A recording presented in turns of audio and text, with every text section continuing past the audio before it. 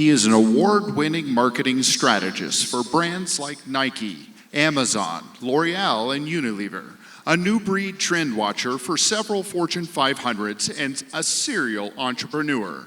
He founded 3 multi-million-dollar marketing companies from scratch and sold them to the world's leading media network, WPP. He is an energetic professional communicator who's never worried to share what's on his mind. Please welcome to the stage, Mr. Igor Beuker.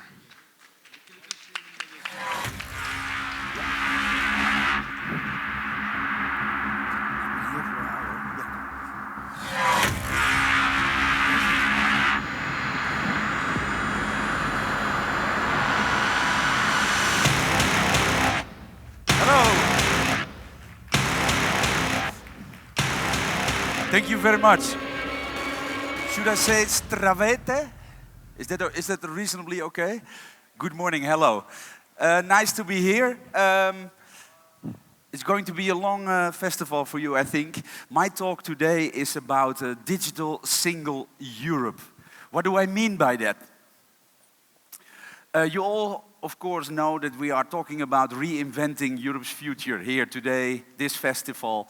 And my talk will be about how can we speed up Europe, reinvent Europe, make us bigger, make us better, and make sure that we win and not lose. If you see on the left side, of course, we have one big nation that's called the United States. Of course, it is one nation. And on the other side, we see a very powerful market, which is called China, which is one nation, one language, one culture. And those markets, they bring a lot of high power, exponential growing companies. And we as Europe, we are of course not one nation. We are 50 countries, we have different cultures, different languages. So how can we beat and compete with the rest of these big players? That will be my talk for today. Where are we? We are in the middle of the 4th industrial revolution. And until when it lasts, I have no clue. Could be 2030, 2040, 2050, I don't care. We will probably read that on Wikipedia later. It is disrupting brands and businesses in every industry and in every single market. And we all seem to underestimate the speed, the impact, and the power of this 4th industrial revolution. Well, if I'm talking about technologies, my wish and big dream is, of course, that technology can cure and save the world, that we can cure diseases and that we can save the environment and enhance education if we use technology really smart. What I see, and this is very, very, very important, I call it digital Darwinism. We are now in the era where technology trends, consumer behavior, society is moving 10 times faster than all businesses on the planet can adapt to. We have no clue. It is a fate that is also hitting governments, countries, and whatsoever. This is my Twitter handle and my quote. For almost 25 years, I've been experiencing that advertising may win quarters, innovation wins decades. And that is a very, very important one because we're all addicted to advertising. I will get back to that later. And innovation, I don't know much about technology. Frankly, I don't give a shit about technology. I've just got an open mind. And if I see opportunities, I don't give a damn if it's Bitcoin or if it's whatever. I just see that our financial systems were built for the 20th century. We are in the 21st century. It's about time that we get an upgrade. And if it's Bitcoin, blockchain, or whatever you call it, I don't care. I just see the opportunities and I see that everything that we've built was built for the 20th century. It's like running Windows 3.0 and now you could be on 12. Upgrade your shit and move it. faster, much faster. And this is, of course, I've been doing this talk in many ways. I see a generation which I call the madmen. It's a TV series, of course, you all know that. But for me, the madmen stand for the traditional corporate world. And trust me, I know a little bit what I'm talking about. It is the big brands that are spending billions of dollars on advertising, backward-looking market research, and IBM consultants, and still they lose. There is a whole new ball game going on. A lot of these big brands, Nikes, the Coca-Colas, the Procter & Gambles, they all grew big the last 50 years by spending heavy on advertising. Doesn't work anymore. You can do it, but innovation will create the future. I want to give you some examples how difficult it is. It's not about technology, it's about having an open mind. Kodak, one of the biggest brands on this planet, in 2012 they went bankrupt. They didn't see the trends ahead. They were advertising, R&D, backward-looking market research, and they invented a new thing. A few factories in China that would build new film and photo rolls. If they really had understood the trends, they would have launched Instagram. If you have an open mind, you play into the trends. This is, for me, it's very sad. It costed the jobs of like 70,000 people. One of the biggest brands on the planet. You remember the Nokia 6410? You lost it for 3, 4, 5 days. You found it somewhere. You could frisbee with it. And then still 50% battery and it was working, right? One of the best companies of the planet. Gone, bankrupt. If they were really into connecting people, ladies and gentlemen, they would have invented Facebook. And this is for me an example.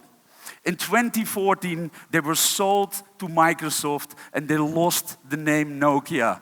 And the CEO was sitting and crying. And you know what he said? I don't get it. We didn't do anything wrong, but somehow we lost. Madness, ladies and gentlemen. They did everything wrong.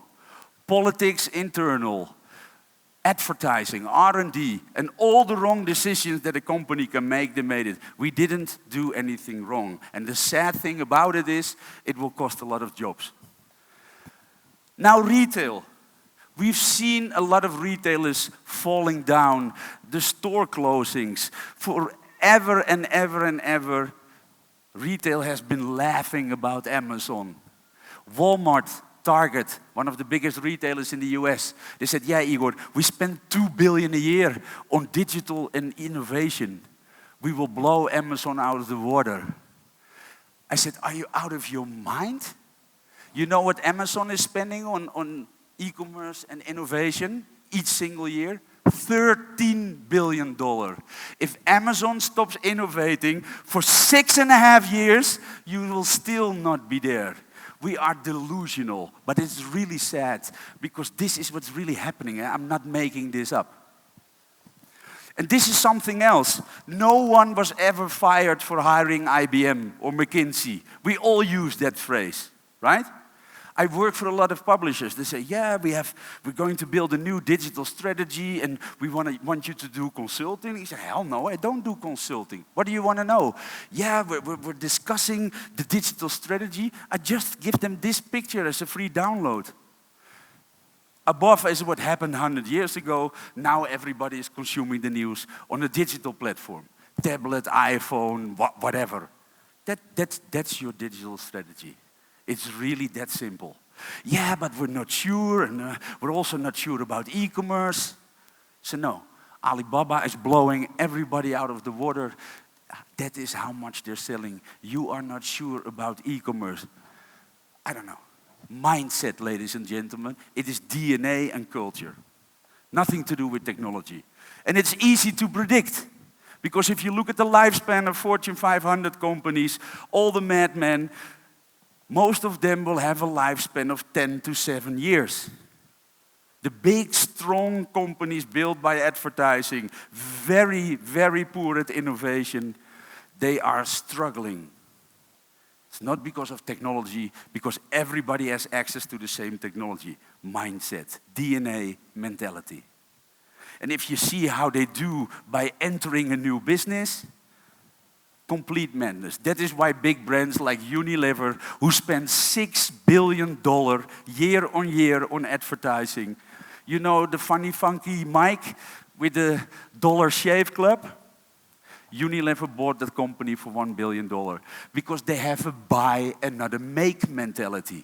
All the big brands are buy brands. They cannot innovate themselves. Very difficult. And mostly this is the biggest problem.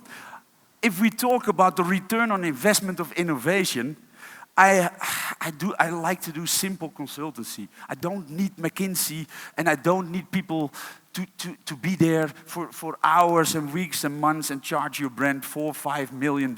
I like to keep it simple. Maybe 2 or 3 hours, an afternoon, and then we can do fun stuff.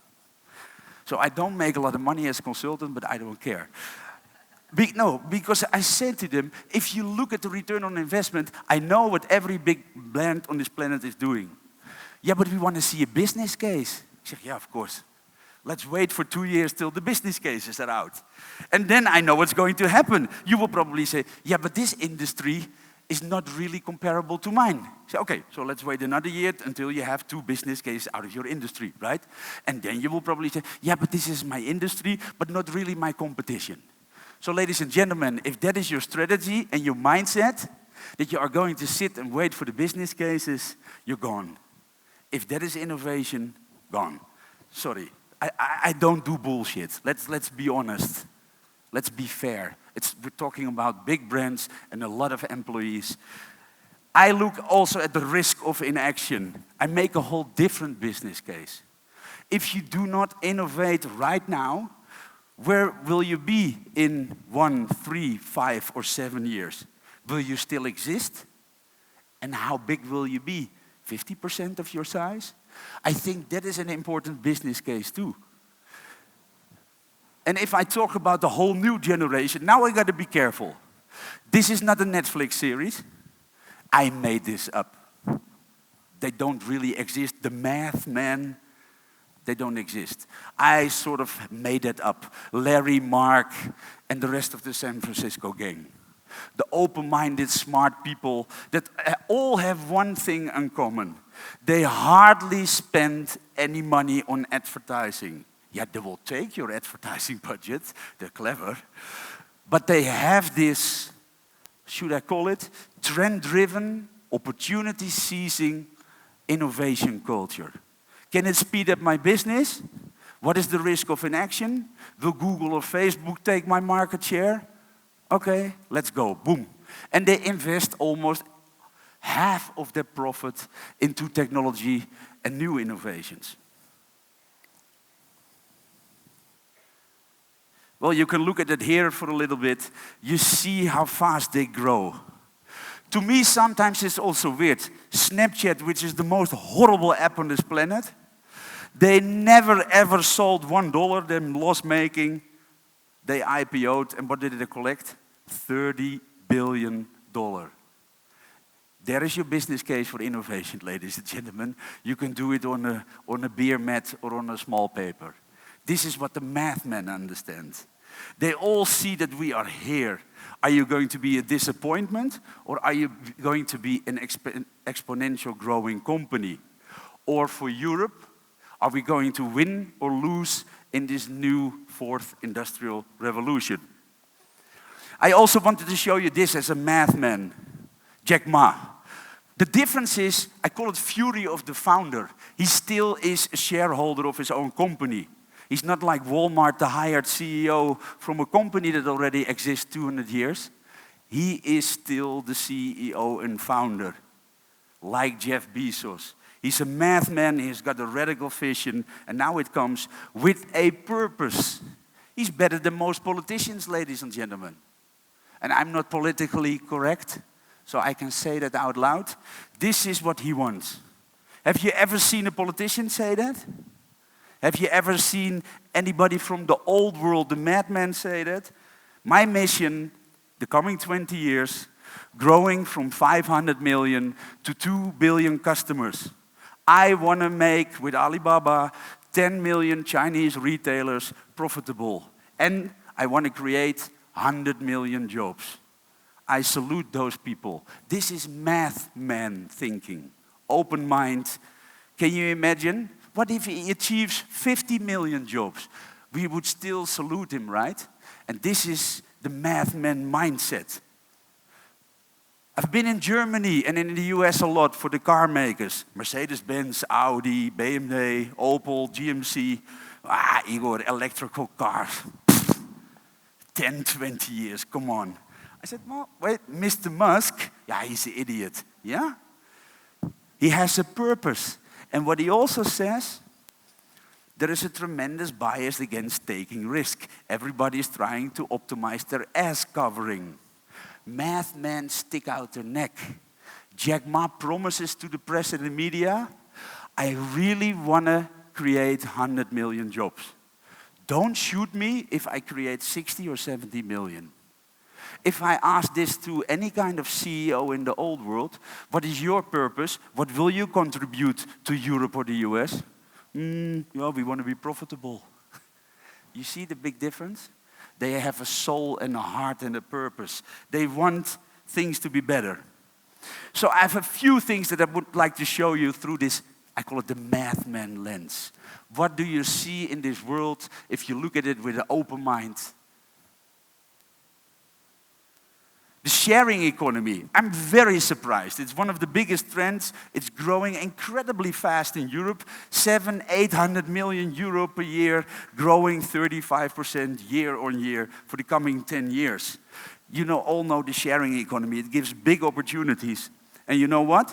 I call it the era of collaborative ecosystems, not ecosystems. Work together. Do you feel where I'm going? Digital single Europe, work together. I think that who generously shares cultivates sympathy, loyalty, and prosperity. If you do it together, you might be stronger together. Now I want to show you a bit of the ecosystems. Brexit, we'll do it ourselves. We don't need Europe, we don't need you. All me, me, me, me. It's not a sharing economy, it's an ecosystem. I don't know why people vote for it. There's another ecosystem. I cannot get it to work, guys. Sorry. Yeah. No, but we're laughing about it. This is an ecosystem, ladies and gentlemen. We're reversing it. He will probably scare away Elon Musk and all the math men. Hopefully we can welcome them in Europe. But this is, of course, crazy what he's doing. Going back with everything. Oil and gas again, stopping technology. Yeah, of course. Can you do it back for me one more time? This is what I sent to Donald Trump. Dear Mr. Trump, robots will take 20% of US job, not the Mexicans. What are you going to do? Build a huge firewall? No, but guys, let's get serious. Those are people that are leading a nation. And if you ask the same thing to Europe or to other markets, what is our vision and our strategy on robotization and AI? Will it take 10, 20, 30% of the lower jobs? Are we going to give education to the people so that we have no clue? Yeah, firewall. Come on. And there is one more thing that I would like to show you. Talking about digital single Europe. Why is it so important? What is Europe? 50 countries, 750 million people, including Russia and Turkey. Or the EU, 28 countries, 500 million people. We need startups and unicorns. Because that is really important for us. They will provide new jobs, they will provide us growth, they will increase Europe's GDP, they will create a stronger digital market, and here is some of the unicorns. But this is really important for us. We don't have Airbnb, we don't have Facebook, we don't have Google, but we would like to have them, similar strong companies. And what can European Union do? If a European startup has to request 28 licenses to do business in 28 markets, you know what the time to market is of a EU startup? 4 years. In the US and China, if you have a license, you can scale it out to the world. Politics needs to facilitate business much better. And I see some powerhouse VCs, venture incubators, and accelerators. I think his talk is tomorrow. Look it up, H-Farm, Maurizio Rossi. It is one of the most exciting platforms I've seen in the world. It is in Italy. They combine incubation, innovation, and education. Math men with the heart, soul, and a purpose. And it's becoming the global hotspot for innovation, and it's becoming bigger and bigger. And this is what Europe really needs. And there's one more thing that I would like to show you. Because in theory and all the political stuff and all the talks, in theory we can do it all, yeah? But now I'm a pragmatic guy. Remember Uber? It launched across the world. France, Belgium, Germany already banned Uber. All the other markets, we're still not that open to technology, ladies and gentlemen. Mindset. And we can talk about technology, and technology is not the problem. It is our mindset, our culture, and our DNA. And she is Dutch, Nelly Kroes. She was the European Commissioner for years, leading innovation and technology. You know what she said for the EU? I want to welcome Uber. And she said to Europe, first Brussels, now Berlin, are we banning Uber? Europe should embrace innovation, not ban it. There is not a digital single Europe yet. We are membership states, and if we want to kick out Uber, we will kick out Uber. But I hope this is not the digital future for Europe, because then we are going to decline instead of win from the US and China and all those other emerging markets. And the last thing, to me, crucial in a short talk. Remember the courageous girl, Malala, who took a bullet in the brain for the right to be educated? This gives responsibility, ladies and gentlemen. What if we look Malala in the eyes tomorrow? And what if she asks us, hey guys, you're in Europe, you're smart, educated people, well-funded, you have freedom of speech. What do you do education-wise? Do we really want to look Malala in the eyes and say, well, to be honest, Malala, you almost died because you want education? You know what we've been doing in Europe for 100 years? Not much. This is a classroom of 1,900 people. It's 100 years ago. Did we change a lot? No. My son is 16 years old. Who of you has children? A lot of you. He said, Dad, you're this funky trend-watching guy. At least you don't know Snapchat, but you act like, why can I not learn Spanish and Chinese in school? I could connect and do my business with 2 billion people. Mandatory has to learn French because our politics decided. French. I'm not against France, beautiful country. Camembert, very nice. No Uber, no out. The thing is, the last time when France was an interesting economy for Europe, and that's why we learned how to speak French, was in the time of Napoleon, ladies and gentlemen. Come on, is this what we're going to tell Malala? Yeah, we're a bit behind on schedule. Come on. No, we're better than that. So, closing off, I have some tips. I see a huge transformation. Huge. The biggest we have ever seen, the 4th industrial revolution, shaking up everything, faster and more powerful than we can all imagine. It is way bigger than the internet. The internet was just a warming up. And that was already a disruptive force to many companies out there and to many governments out there. And I think technology is cool. An open mind, intelligence is the ability to adapt to change. If you can change your mindset, think like a madman, you can deal with any new technology or trend that is coming. So, for Europe, digital single Europe, I know some see countries with borders. I don't.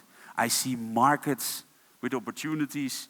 And if we join forces, like the Walt Disney of imagination, the Musketeers, digital single Europe, if we now, one for all and all for one, can join forces, we have a fantastic and bright future. Thank you very much. Thank you. And enjoy the rest of your festival.